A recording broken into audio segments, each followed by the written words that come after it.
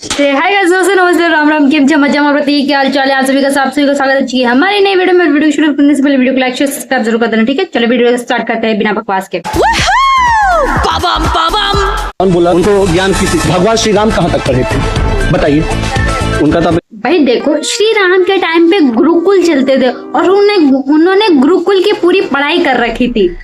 तो आप अंदाजा लगा सकते हो कि गुरुकुल में क्लासेस चलती थी या फिर क्या चलता था। गुरुकुल में क्लासेस नहीं चलती थी, गुरुकुल में चलते थे धनुष विद्या सिखाई जाती थी और जो पुराणों की भाषाएं उनका ज्ञान दिया जाता था, मतलब बहुत सारी चीजों का ज्ञान दिया जाता था। तो उसमें क्लासेस तो होने का तो कोई चांस नहीं है ना उस टाइम पर। तो मोदी जी की अभी तो क्लासेस चलती है, तो लोग पूछेंगे ना कि मोदी जी कहाँ तक पढ़े हैं, क्योंकि वो हमेशा बोलते हैं हमने चाय बेची थी। पूछना जरूरी नहीं, पता नहीं इतने से सवाल में क्यों मिर्ची लग गई इनको। अगर ये वीडियो बनाने के बाद मेरी आईडी डिलीट हो जाएगी इसकी यूट्यूब की, तो समझ लेना दाल में कुछ काला है, क्योंकि एक आईडी पे मेरे ऑलरेडी स्ट्राइक आ चुकी है। इस वजह से मैं उस पर 90 दिन तक वीडियो नहीं बना सकती, इसलिए अब इस पे बना रही हूँ मैं। कितना दुख की बात है यार। नहीं तो फिर क्यों? जब हम कह रहे हैं, जब किन्नर समुदाय जो समाज का अंतिम जो जनता किन्नर है क्या? लग तो नहीं रहा है किन्नर है, पर खुद को किन्नर बता रहा है वो बात अलग है। एरिया अनपढ़ गवार, उस जनता ने कभी क्यों नहीं किन्नर समुदाय को आईएएस आईपीएस बनाने की बात बनाने की नहीं करती, तुम्हें तैयारी करनी पड़ती है। अब तुम तैयारी नहीं करोगे तो उनके के सिर में जुएं थोड़ी पड़ रही है, खुजली थोड़ी चल रही है कि नहीं। आइए आप बिना पढ़े लिखे आईएएस बनिए, आईपीएस बनिए, आपका स्वागत करते हैं हम। उसने कभी क्यों नहीं किन्नर समुदाय को डॉक्टर इंजीनियर बनाने की बात की? आज हम अपने भगवान का मंदिर बना रहे हैं तो विरोधी लोग हमारे। तुम तैयारी करते तो शायद कोई एक्शन भी लेता। हाँ कि तुमने उस चीज के लिए आवाज नहीं उठाई, तुमने तो मंदिर के लिए डायरेक्ट आवाज उठाई है। आप नैरेटिव फैला रहे हैं। भगवान श्री नरेंद्र मोदी का मंदिर बनेगा बनेगा बनेगा। भाई पत्रकार ने सवाल पूछा है तब जाके इसको मिर्ची लगी कि उसके पास जवाब नहीं था। अब तुम्हें इतनी तो औकात नहीं है तुम्हारी कि तुम श्री राम जी के ऊपर सवाल उठा सको। ये भगवान को भगवान नहीं मान रहे, पर जो इंसान है उनको भगवान मानने के लिए तैयार है। ये देखो गाइस, चलो ठीक है, पर तुम उसको श्री राम बना दो कि नरेंद्र मोदी जी सीता कहाँ से लेके आओगे? भाई कहाँ से लेके आओगे? मेलोनी जी को सीता बना गया। मेलोनी जी तो सीता बनने के लिए तैयार होनी चाहिए ना। हाँ, अगर मंदिर नहीं बना तो जैसे लालू यादव जी ने रथ रोका था भगवान श्री राम का और उनकी सरकार आप रथ का पहिया रोकने जाएंगे, पहिए के नीचे आप दब के रह जाएंगे। मिट गई थी। अगर हमारे मंदिर में कोई अड़चन पैदा करेगा तो उसका सत्यानाश हो जाएगा। जब भी मैं सोचूं मेरी तरक्की क्यों नहीं हो पा रही, मेरे व्यूज क्यों नहीं हो पा रहे हैं, इतनी सही नरेंद्र मोदी जी की तुम पूजा नहीं करोगे ना, तुम्हारा कल्याण नहीं हो पाएगा गाइस, नहीं हो पाएगा। जब तक तुम नरेंद्र मोदी जी का नाम लेना चाहिए तुम्हें। मेरी तरक्की रुक गई ना आप लोगों की वजह से। हाँ यार, सिर्फ किन्नर समाज के विकास के लिए इनका मंदिर बना रहे हैं कि पूरे देशवासियों के लिए बना रहे हैं? विश्व के कल्याण के लिए। विश्व का कल्याण कहाँ से आ गया इसमें? मंदिर बनने से किसी का कल्याण हुआ है क्या? अभी राम मंदिर बना था, चलो राम जी का था, उनकी जगह पर था, तब भी उसके इतना लाखों का खर्च किया है, तब भी उसे पानी, जब बारिश आती है पानी टिप टिप टिप टिप बरसता है उसमें से। इनसे सड़कें सही नहीं हो रही और मंदिर बनाकर कल्याण करना चाहते हैं लोगों का। ऐसे कैसे हो सकता है गाइस? नहीं हो सकता ना। हम तो समाज की अंतिम पंक्ति के लोग हैं, समाज की अंतिम पंक्ति के अंतिम व्यक्ति हैं। हमारा कल्याण जब कर रहे हैं भगवान श्री नरेंद्र मोदी जी, तो ऑटोमेटिक सबका कल्याण हो जाएगा। अच्छा, ऑटोमेटिक सबका कल्याण हो जाएगा। हमारा तो नहीं हुआ यार, हमारा भी करवा दो। चलो हम नरेंद्र मोदी जी के नारे लगाने के लिए तैयार है, पर हमारा कल्याण तो हो तभी तो करेंगे ना हम। पता है मेरा भाई ऐसा बोलता है, इन चीजों के बारे में तू वीडियो मत बनाया कर वरना चक्कर में फंस के रह जाएगी। बोलता है, पता नहीं सही बोलता है, मेरे हिसाब से नहीं बनानी चाहिए। फिर भी यार आदतें बनाना तो पड़ता ही है ना यार।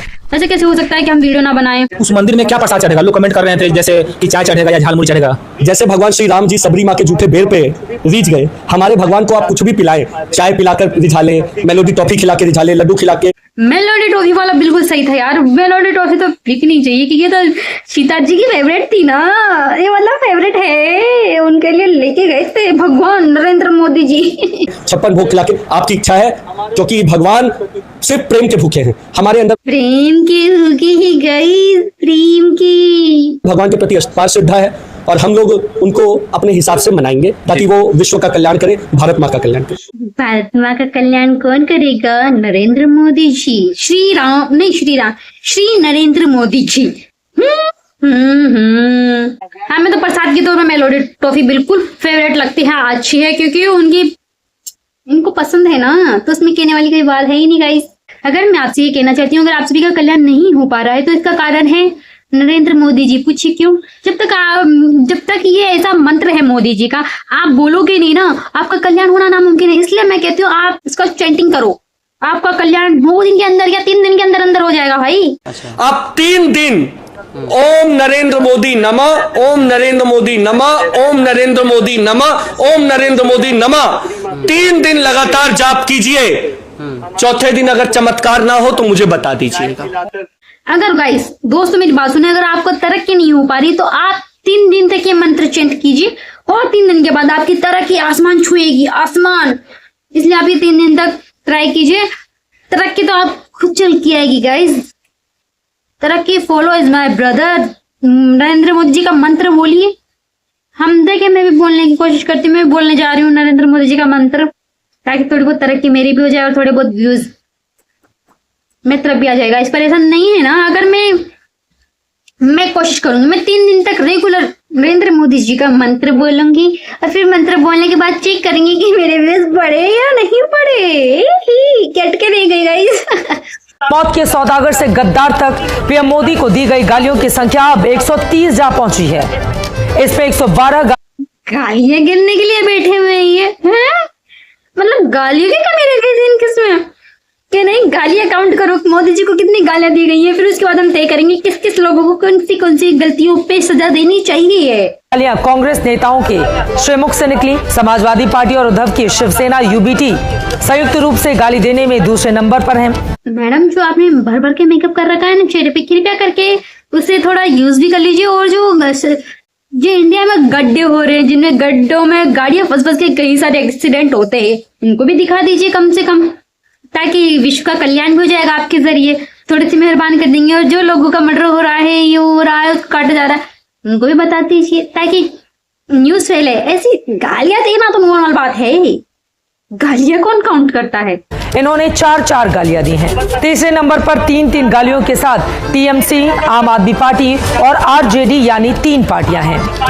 और चौथे नंबर पर बिहार की वीआईपी पार्टी है, जिसने प्रधानमंत्री मोदी पर सिर्फ एक अपशब्द कहा। ये नंबर जैसे काउंट कर रहे हैं जैसे इनको अवार्ड देंगे, किसने इतनी गालियां दी हैं, इनको इतने अवार्ड दिए जाएंगे। भाई देखो, जब तक ये गालियां गिन रही थी, इनका आंकड़ा अटका हुआ था। क्यों? फिर आया बाद में कांग्रेस जनता पार्टी, उनके आने पर उन्होंने इतनी गालियां दी कि गिनने वाला ही टूट गया बेचारे का। गिनेंगे गाइस, अब गालियां तो इतनी बढ़ चुकी, 130 से कम हजारों में गई होंगी ना, लाखों में, क्योंकि सबने गालियां दी है मिलकर।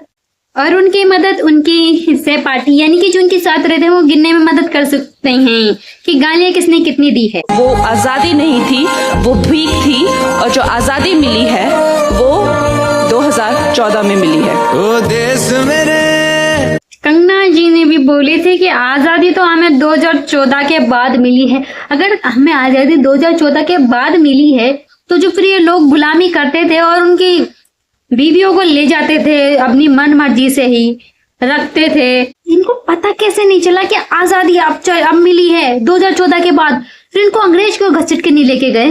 जो लोग अंग्रेजों के लिए काम किया करते थे, उनके लिए पंखा चलाना पैरों से, हाथों से, वो आजादी थी क्या? है वो आजादी थी जो 2014 के बाद इन्हें आजादी मिली है। एक बार उनकी तरफ देखो कि जिसने कितने दर्द से, कुछ तो गुलामी में पैदा होकर गुलामी में ही मर गए। उनके बारे में थोड़ा सोचिए कि उन लोगों के पे क्या बीती होगी। उन्होंने तो आजादी कभी देखी भी नहीं, महसूस भी नहीं करी। कोड़े मारे जाते थे, औरतों के साथ कितना गलत होता था। थोड़ा महसूस करके देखो ताकि पता चले कि आजादी कैसी होती है और 2014 के बाद कैसे मिले। क्योंकि इन्होंने क्या भीख मांगी थी? हैं, भीख दी थी। जिन्होंने बलिदान दिया उनको तो भीख बोल रही, हमें तो भीख ही मिली थी। अच्छा, कंगना जी है, कुछ भी बोल सकती है क्योंकि उनके पास नहीं है। समझ गए ना गाइस? इससे ज्यादा गाइस मैं कुछ नहीं बोल सकती, वरना क्या पता ये लोग मेरी वीडियो डिलीट करवा दे। ऐसा थोड़ी है। पर मैंने बुराई तो करी नहीं, मैंने श्रीमान नरेंद्र मोदी जी के बड़े बहुत अच्छे प्रवचन दिए हैं। और कंगना रनावत जी को तो भीख में आजादी मिली थी, फिर 2014 के बाद आजादी मिली है। इनके बारे में कुछ कह नहीं सकती मैं। सो गाइस आज की वीडियो में इतना, मिलते हैं कल के नेक्स्ट वीडियो कैसे लगी आप हमें कमेंट सेक्शन में जरूर बताना। तब तक के लिए लगा देता है, take care, bye bye, follow subscribe my channel. मामा माशुका। मैं जितनी एक्टिंग या और एक्टिंग रियल लाइफ में करती हूँ, अगर वो इतनी और एक्टिंग अगर मैं इंस्टा पे करने लग गई ना, माँ कसम ऐसे ऐसे अकाउंट सस्पेंड हो जाएगा मेरा, डिलीट भी करवा देंगे।